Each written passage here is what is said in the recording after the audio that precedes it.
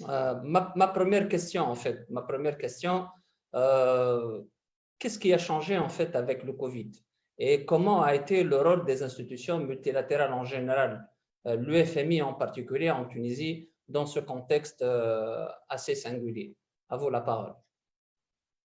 Oui, bonsoir et merci à Aram et merci à l'IT Business School pour cette initiative et pour l'invitation.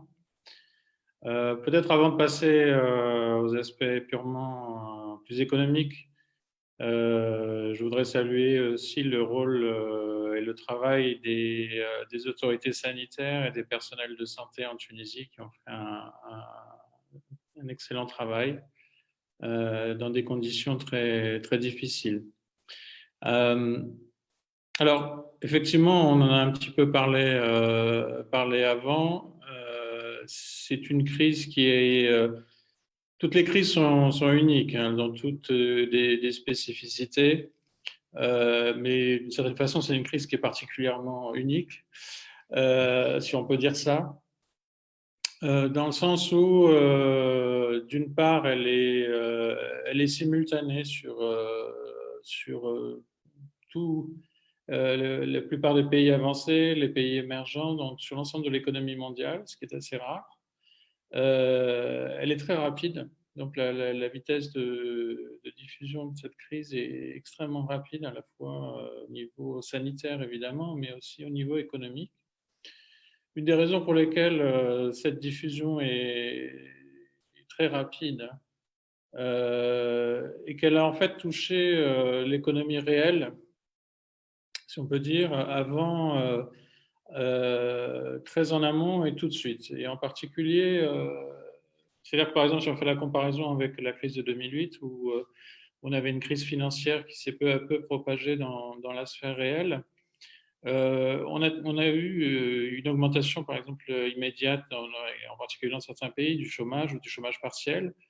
Et surtout, ça a touché des secteurs qui sont très forts pourvoyeurs d'emplois, notamment tout ce qui est services ou des secteurs comme le commerce et, par exemple, le tourisme, la restauration, etc. Donc, c'est une crise tout à fait unique de ce point de vue-là.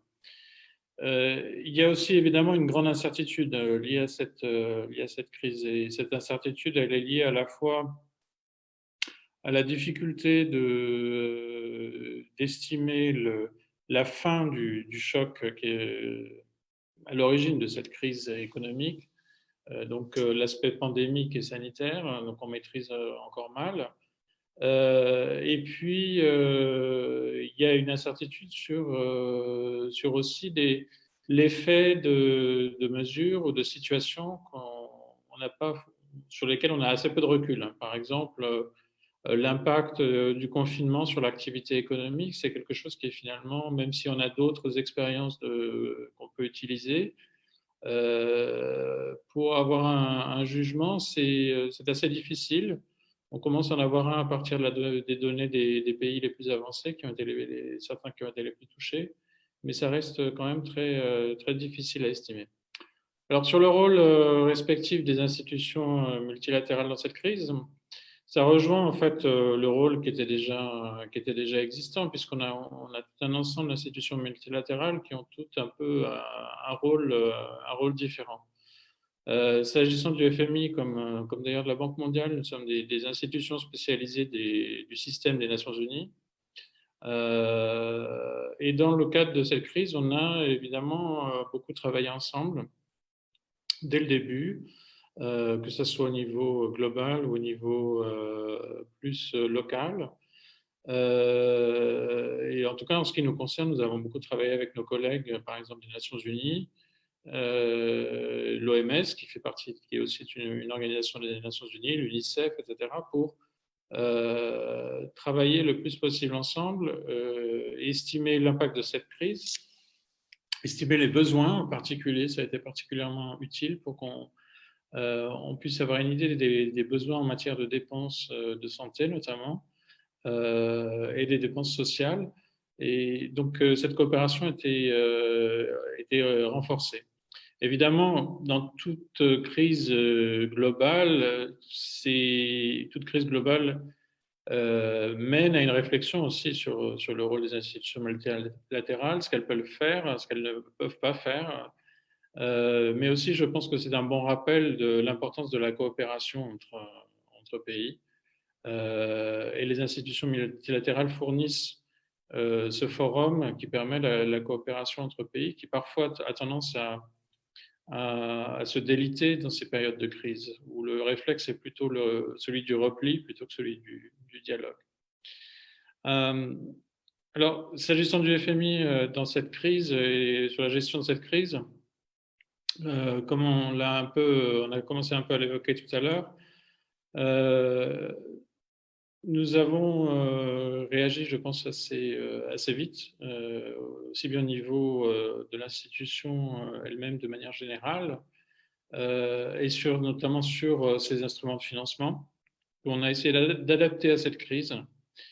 Et un des résultats de l'adaptation de ces instruments de financement était aussi, dans le cas de la Tunisie, en fait, de pouvoir mettre en place un financement d'urgence, donc un instrument de financement rapide, qui est un instrument qui existait en fait auparavant pour faire face à des crises de type catastrophe naturelle, par exemple, ou conflit, mais qui a été adapté à la crise du Covid. Donc, une facilité d'urgence qui est mise en place avec un déboursement. Et la nouveauté aussi, c'est que l'accès aux ressources du FMI a été doublé pour tous les pays qui avaient accès à cette facilité. Il faut voir aussi qu'on a un contexte où on a eu un nombre record de pays qui ont demandé un soutien financier au FMI.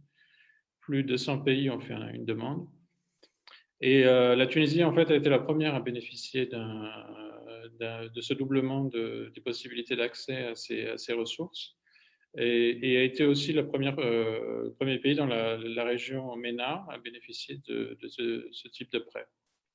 Donc, c'est une facilité d'urgence avec un seul déboursement, avec une conditionnalité limitée, qui a surtout permis de faire face à ce que nous voyons comme premier impact sur l'économie, sur le budget de l'État, et notamment qui a permis de mettre en place des premières mesures d'urgence qui en fait représentent à peu près 2 milliards de dinars, hein, ce qui est à peu près l'équivalent de la facilité d'urgence que nous avons mis en place de 745 millions de dollars.